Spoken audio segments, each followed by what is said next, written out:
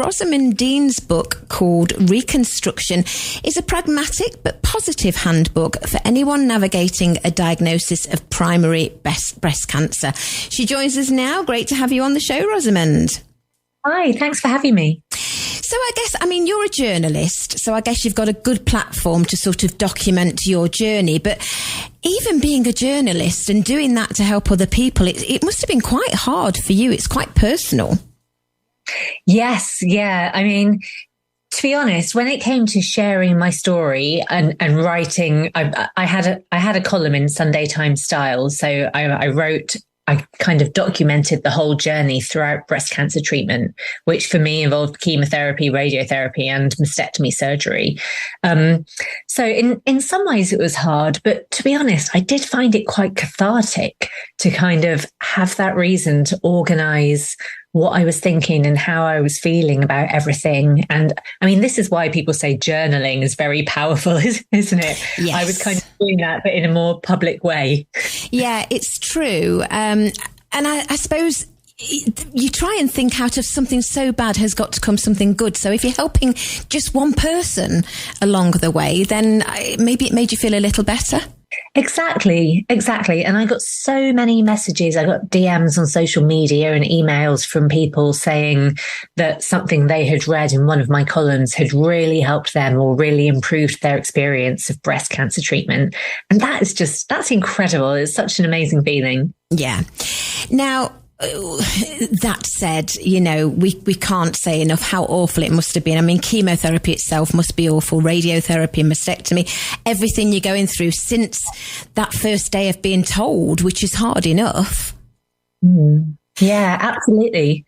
And I mean, to be honest, I felt like when I got that diagnosis at first, I know lots of people say, oh, that was the worst moment. I thought I was going to die. And I actually had kind of the opposite experience to that. When I got the diagnosis, I was like, okay, breast cancer, right. I know this is the thing that people get. It's very survivable. I just have to go through treatment. It's going to be fine. I just kind of saw it as something I just had to get done. I was very practical and maybe I was slightly in denial. I was also naive because then as I got into the reality of breast cancer treatment and realized how grueling it is and how it's such an assault on your identity, especially as a woman, especially with breast cancer, because, chemotherapy takes your hair and eyelashes. And for me, I was 40 when I was diagnosed and it immediately caused early menopause. So there's all of those symptoms as well.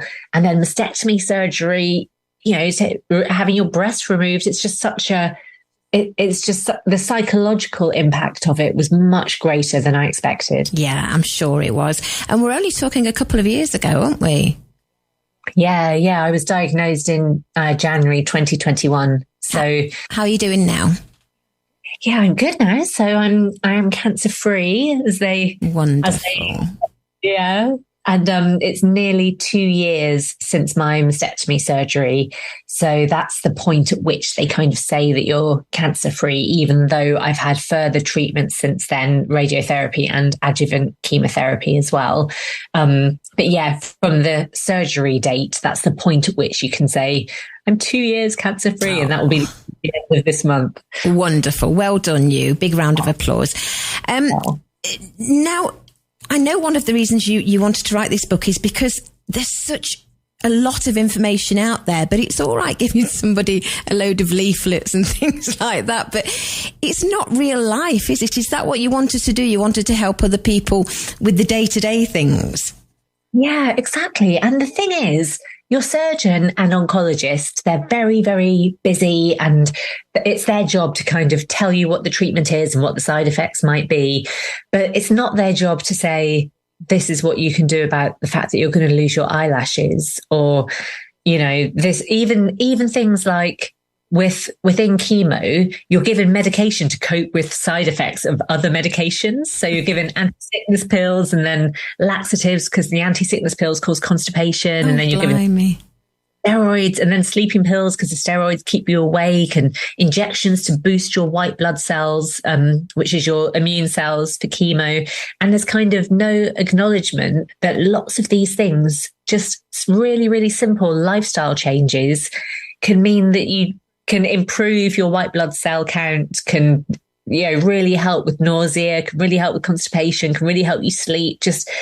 I just wish I had known sooner that there are so many lifestyle things that you can do to really improve your experience and even improve the efficacy of your treatment. And is that down to what? Food and nutrition? Yeah, so nutrition is a big part of it, definitely.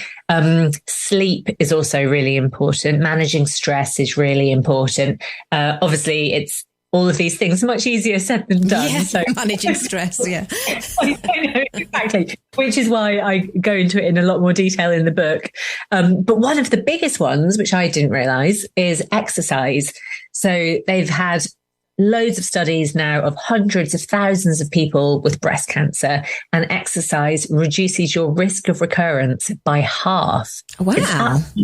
It's absolutely massive. And no doctor will tell you that. It just doesn't seem to be part of it's just not on their radar. Wow. And, often people are given chemotherapy when it reduces their risk of recurrence by 5 or 10%.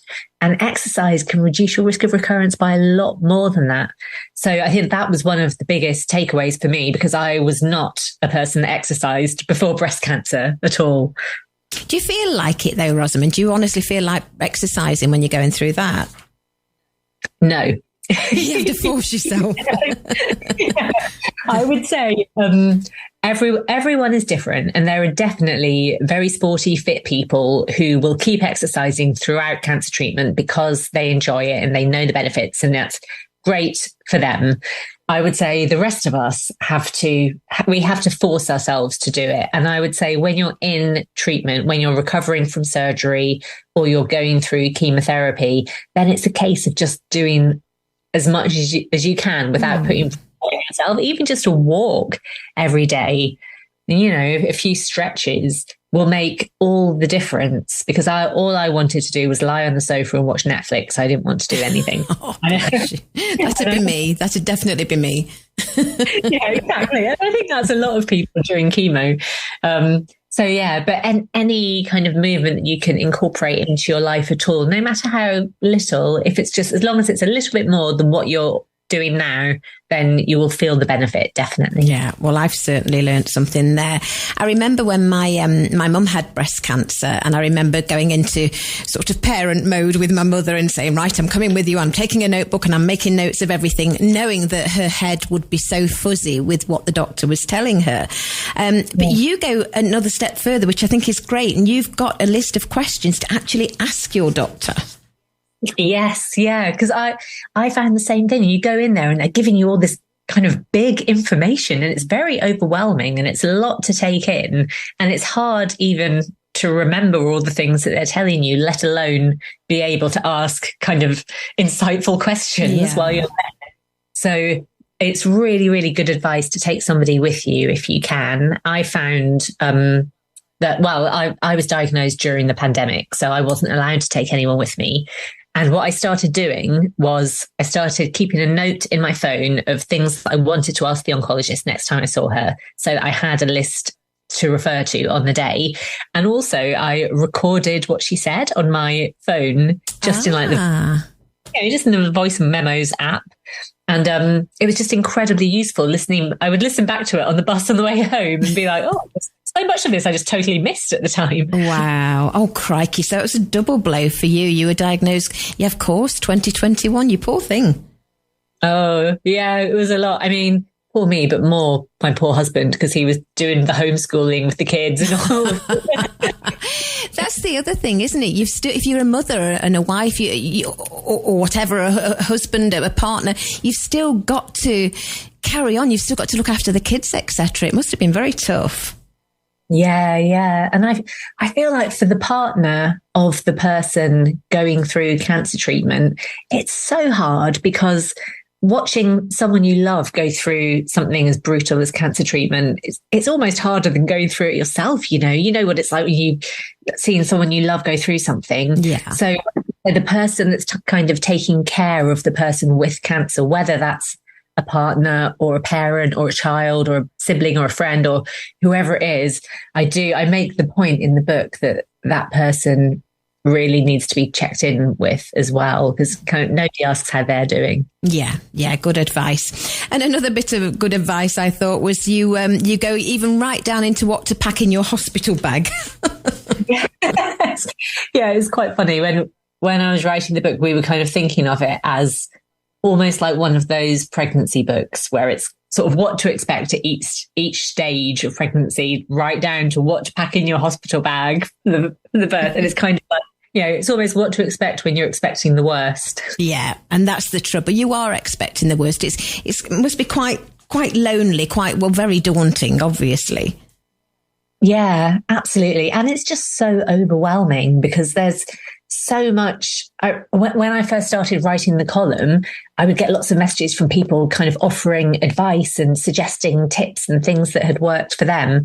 And I just found it so overwhelming because there is so much information out there, and it can be hard to kind of identify what's a very reputable source of information. Yeah. So that's another reason why I wanted to do the book, just so it's all.